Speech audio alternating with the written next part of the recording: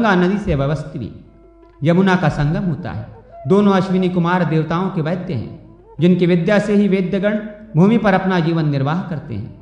सूर्य नारायण ने अपने समान रूप वाले रेवंत नामक पुत्र को अश्वों का स्वामी बनाया है। जो मानव अपने गंतव्य मार्ग के लिए रेवंत की पूजा करके प्रस्थान करता है, उसे मार्ग में क्लेश नहीं होता। विश्वकर्मा के द्वारा सूर्य नारायण को खराद पर चढ़ाकर जो तेज ग्रहण किया गया, उससे उन्होंने भगवान सूर्य की पूजा करने के लिए भोजकों को उत्पन्न किया। जो अमित तेजस्वी सूर्य नारायण की संतानोत्पत्ति की इस कथा को सुनता अथवा पढ़ता है, वो सभी पापों से मुक्त होकर सूर्यलोक में दीर्घकाल तक रहने के पश्चात पृथ्वी पर चक्रवर्ती राजा होता है। सूर्य भगवान को नमस्कार एवं प्रदक्षिणा करने का फल और वेजिया सप्तमी व्रत की विधि।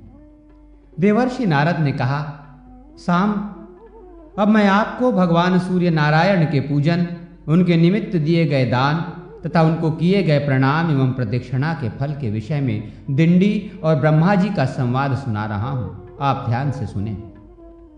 ब्रह्मा जी बोले, दिंडिन, सूर्य भगवान का पूजन, उनके स्तुति, जप, प्रदक्षिणा तथा उपवास आदि करने से अभिष्ट फल की प्राप्ति होती है।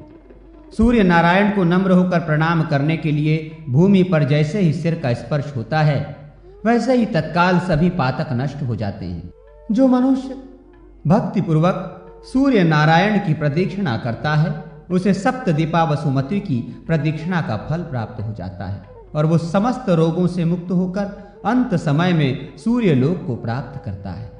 किंतु प्रदक्षिणा में पवित्रता का ध्यान रखना आवश्यक है। अतएव जूता या खड़ायू आदि पहनकर प्रदक्षिणा नहीं करनी चाहिए। जो मनुष्य जूता या खड़ायू पहनकर सूर्य मंदिर में प्रवेश करता है, वो असिपत्र वन नामक घोर नरक में जाता है।